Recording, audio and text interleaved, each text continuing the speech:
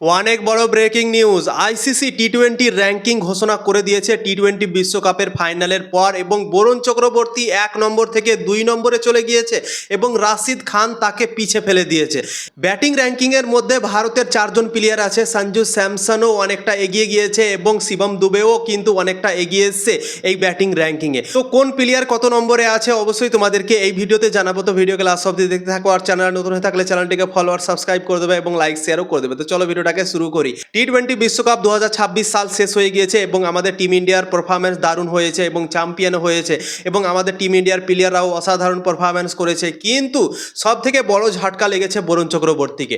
বরুণ চক্রবর্তী অনেক দিন থেকেই বিশ্বের নাম্বার 1 টি-20 বোলার ছিল, কিন্তু তাকে ভাই টপকে গেল রাশিদ খান।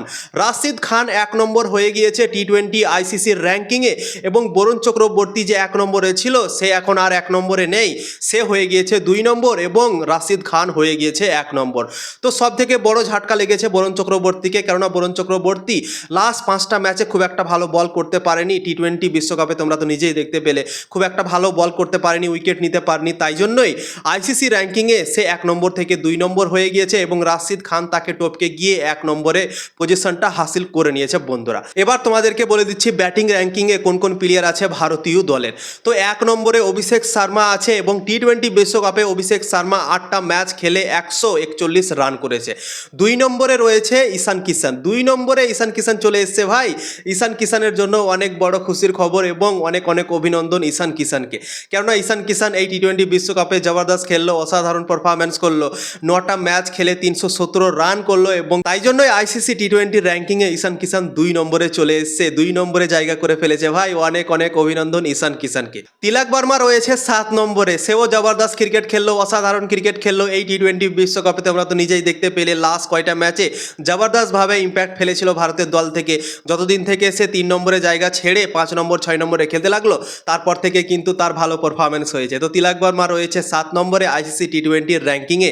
9 নম্বরে রয়েছে আমাদের ক্যাপ্টেন সূর্যকুমার যাদব। সূর্যকুমার যাদব নিজের ক্যাপ্টেন্সিতে ভারতকে টি-20 বিশ্বকাপ জিতিয়ে দিয়েছে এবং সূর্যকুমার যাদব এই টি-20 বিশ্বকাপে 9টা ম্যাচ খেলে 242 রান করেছে, অসাধারণ ক্রিকেট খেলেছে। লাস্ট কয়টা ম্যাচে খুব একটা ভালো পারফরম্যান্স তার হয়নি, কিন্তু শুরুর ম্যাচ দিকে কিন্তু অসাধারণ সে খেলেছিল।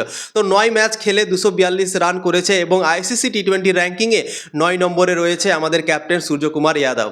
এবার তোমাদেরকে বলে দিচ্ছি সঞ্জু স্যামসন আর শিবম দুবেকে নিয়ে।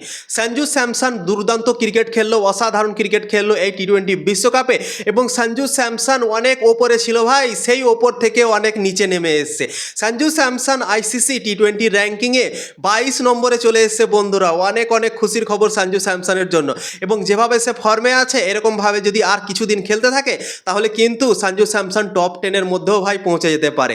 তো সঞ্জু স্যামসন অসাধারণভাবে জবরদস্তভাবে খেলার জন্যই 22 নম্বরে পৌঁছে গিয়েছে আইসিসি টি-20 র্যাঙ্কিংয়ে এবং এই বিশ্বকাপে 5টা ম্যাচ খেলে 321 রান করেছে সঞ্জু স্যামসন। 5টা ম্যাচে 321 রান, তোমরা ভাবতে পারো।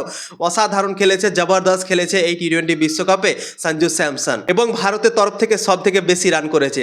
ভারতের প্লেয়াররা 9টা করে ম্যাচ খেললো, তাও কিন্তু এত রান করতে পারেনি, কিন্তু আমাদের সঞ্জু স্যামসন মাত্র 5টা ম্যাচ খেলেই 321 রান এবং ভারতের তরফ থেকে সব থেকে হাইয়েস্ট রান করেছে ভাই। তারপর শিবম দুবে আইসিসি টি-20 র্যাঙ্কিংয়ে 27 নম্বরে রয়েছে। শিবম দুবে 9টা ম্যাচ খেলেছে, 8টা ইনিংসে ব্যাটিং করার সুযোগ পেয়েছিল, একটা ইনিংসে নামার সুযোগ পায়নি এবং 235 রান করেছে এবং তাই জন্যই শিবম দুবে অসাধারণ ইম্প্যাক্ট ফেলার জন্যই টি-20 বিশ্বকাপে 27 নম্বরে চলে এসছে। তো অসাধারণভাবে শিবম দুবেও ক্রিকেট খেললো টি-20 বিশ্বকাপ 2026 সালে এবং তাই জন্যই 27 নম্বরে রয়েছে আমাদের শিবম দুবে। তো ভারতের 4টা প্লেয়ার টপ 10-এর মধ্যে রয়েছে এবং সঞ্জু স্যামসন আর শিবম দুবের অনেকটা ফায়দা হয়েছে, কিন্তু একজনের জন্য ফায়দা হয়নি, আরো লস হয়ে গিয়েছে, সেটা হচ্ছে বরুণ চক্রবর্তী। 1 নম্বরে ছিল, 1 নম্বর থেকে ছিটকে গিয়ে 2 নম্বরে চলে এসছে এবং রাশিদ খান হয়ে গিয়েছে 1 নম্বর বন্ধুরা। তো ইনফরমেশন ভালো লাগলে অবশ্যই লাইক শেয়ার করে দেবে, ফেসবুকে দেখছো তো ফলো করবে, ইউটিউবে দেখছো তো অবশ্যই সাবস্ক্রাইব করে দেবে। দেখা হচ্ছে আবার পরের ভিডিওতে।